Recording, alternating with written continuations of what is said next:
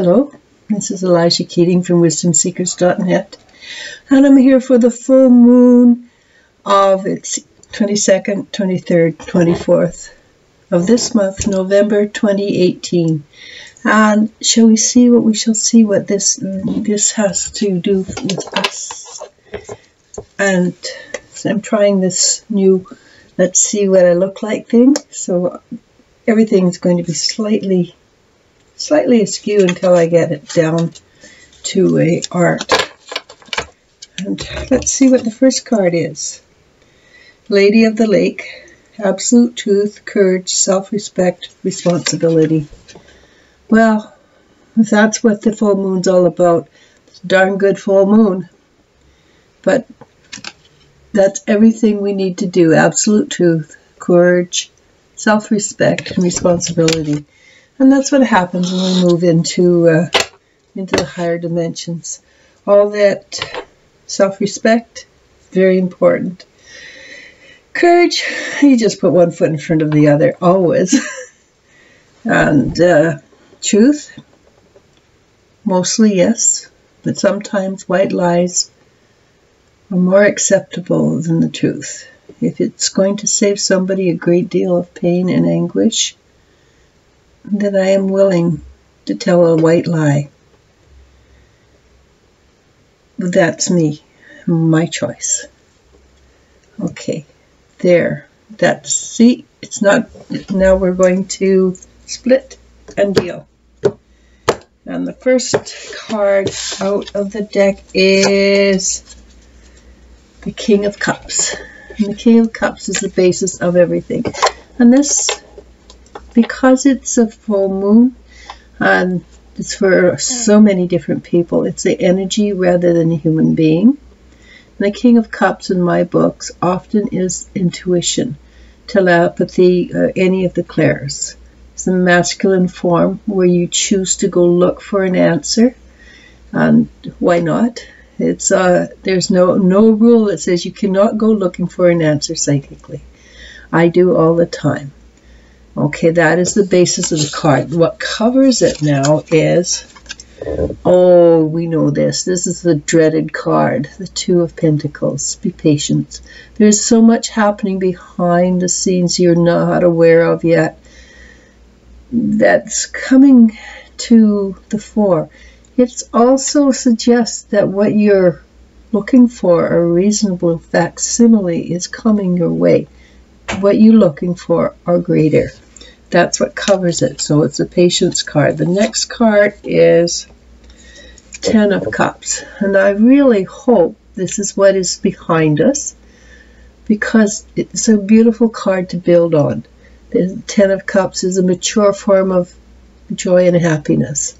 Having worked from the beginning all the way up to a mature form of joy and happiness, which means that the weeks coming up to the full moon are probably fairly decent ones.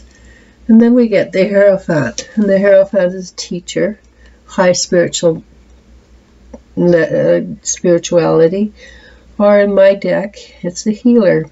The healer, which, as I always say, when you know new information, when you gather information, then you get to heal. You heal yourself. It's when you allow the information to go into your body, into your cellular structure, and acknowledge it as a truth, that you can heal from what you've denied or you've held tight to you. As, for instance, I am not good enough. And then you hold the truth in your cells, bring it in and say, well, but I really am good enough. I'm more than good enough, that your body starts to heal and you start to heal. There is nobody in this world who is not good enough. You may have behaviors that are reprehensible, but doesn't mean that the soul part of you is not good enough. The soul part of you is a part of God. And the next card, that which is in front of us, is also one of my favorite cards, the Fool, because your whole existence is out in front of you. You can have anything happen. You can choose any direction. You can go anywhere you want at this point because you're new to this particular path. You are supported, but there's a few dangers along the way.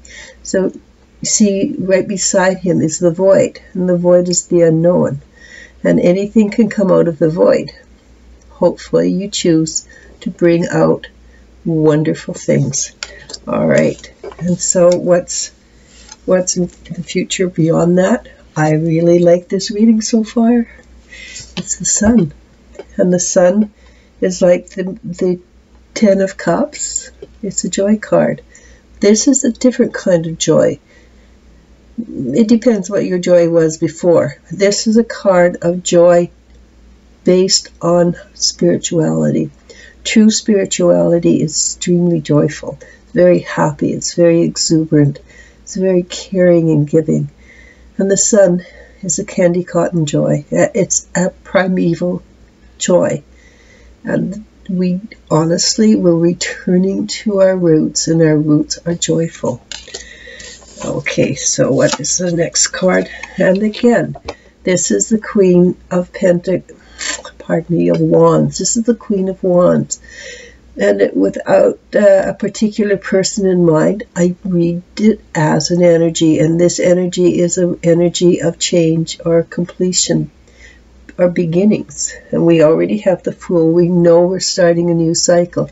This card is telling us that yes, we're starting a new cycle, but we're bringing with it new understandings. We are able to reach up and grab an understanding. See the balls? It's like she reaches up, grabs them, pulls them back, pops it in her head and says, oh, now try it this way. She may not know, or you may not know why you have that information, but you have to trust yourself. Trust that what you're getting is pertinent. And what we're leaving behind is the Four of Swords. But even this card is not that dark. This is more of a, it has been this way, but the sun is coming in, we're shifting, and we're moving out. So there always is, there will be a little bit left over of all the old energy. But it's only a little bit, because then we get this beautiful inner child, the Princess of Pentacles, who's bringing with her not only beauty, because she's surrounded by beauty, but she's also bringing the logical, solid energy of the Pentacle. The Pentacle's generally a money card. We need money. In the society we live in, we need money.